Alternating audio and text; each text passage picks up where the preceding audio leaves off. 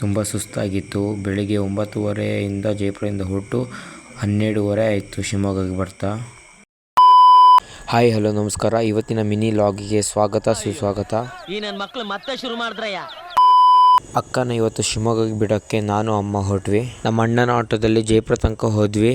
Stop you, ನಿಮ್ಮನ್ನ ತಡೆದಿರುವವರು ಯಾರು? ಒಂದು ಅದ್ಭುತವಾದ ಕ್ಷಣಕ್ಕೆ ಭಾರತವೇ. ಜಯಪುರದಿಂದ ಡೈರೆಕ್ಟ್ ಬಸ್ ಇತ್ತು ಶಿವಮೊಗ್ಗಕ್ಕೆ. ನಾನು ಅಮ್ಮ ಅಕ್ಕ ಹೊರಟ್ವಿ. ಈಗ ಕೊಪ್ಪಕ್ಕೆ ಬಂದ್ವಿ. ಈಗ ಕೊಪ್ಪದಿಂದ ಶಿವಮೊಗ್ಗಕ್ಕೆ ಬಸ್ ಹೊರಡ್ತು. ಈಗ NR ಪುರ ಬಸ್ ಸ್ಟ್ಯಾಂಡಿಗೆ ಬಂದ್ವಿ.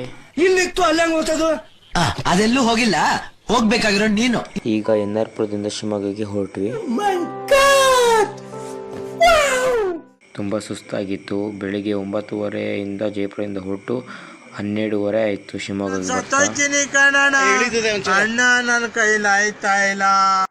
ಈಗ ಶಿವಮೊಗ್ಗ ಸಿಟಿಗೆ ಬಂದ್ವಿ. ಇವಾಗ ಶಿವಮೊಗ್ಗ ಬಸ್ ಸ್ಟ್ಯಾಂಡಿಗೆ ಬಂದ್ವಿ. ಇವಾಗ ಅಣ್ಣ ಬರ್ತೀನಿ ಅಂತ ಹೇಳಿದ್ರು, ಹಂಗೆ ಕಾಯ್ತಿದ್ವಿ. ಅಲ್ಲೇ ಒಂದು ಪಪ್ಸ್ ತಿಂದು ಹೊರಟೆ. ಅಣ್ಣ ಕಾರ್ ತಂದಿದ್ರು, ಅವ್ರ ಕಾರಲ್ಲಿ ನಾವೆಲ್ಲ ಹೊರಟ್ವಿ. ಈಗ ಅವ್ರದ್ದು ಮನೆಗೆ ಬಂದ್ವಿ. ಇದು ಅಣ್ಣನ ಮನೆ. ಅಣ್ಣ ಡ್ಯೂಟಿ ಮಾಡ್ತಿದ್ರು, ಅದನ್ನ ನೋಡ್ತಾ ಕೂತೆ. ಮತ್ತು ಆಂಟಿ ಒಳ್ಳೆ ಅಡುಗೆ ಮಾಡಿದರು, ಗೀ ರೈಸ್, ಮೀನು ಫ್ರೈ, ಚಿಕನು. ಮತ್ತು ಅಣ್ಣದ ಮದುವೆದು ವೀಡಿಯೋ ನೋಡ್ತಾ ಕೂತಿದ್ವಿ. ಆಮೇಲೆ ಅದನ್ನ ನೋಡ್ತಾ ಅಲ್ಲೇ ನಿದ್ರೆ ಬಂತು. ಅಕ್ಕ ಆಂಟಿ ಎಲ್ಲ ಸಂಜೆಗೆ ರೆಡಿ ಮಾಡ್ತಿದ್ರು ರೊಟ್ಟಿ. ಆ ಜಿಂಗ ಲಕ ಲಕ ಲಕ ಎಲ್ಲ ಏನು ಮಾಡ್ತಿದ್ದೀರಾ? ಬರ್ರ ಬರ್ರ ಬರ್ರ ಬರ್ರ ಬರ್ರ ಬರ್ರ. ಮತ್ತೆ ಮಸಾಲೆ ಪುರಿ ರೆಡಿ ಮಾಡ್ತಿದ್ರು ಆಂಟಿ ಮತ್ತು ಅಮ್ಮ. ಮತ್ತು ಅದನ್ನ ತಿಂತ ಕೂತಿದ್ದೆ. ಬಾಯ್ ಫ್ರೆಂಡ್ಸ್, ಇನ್ನು ನೆಕ್ಸ್ಟ್ ವೀಡಿಯೋದಲ್ಲಿ ಸಿಗ್ತೀನಿ.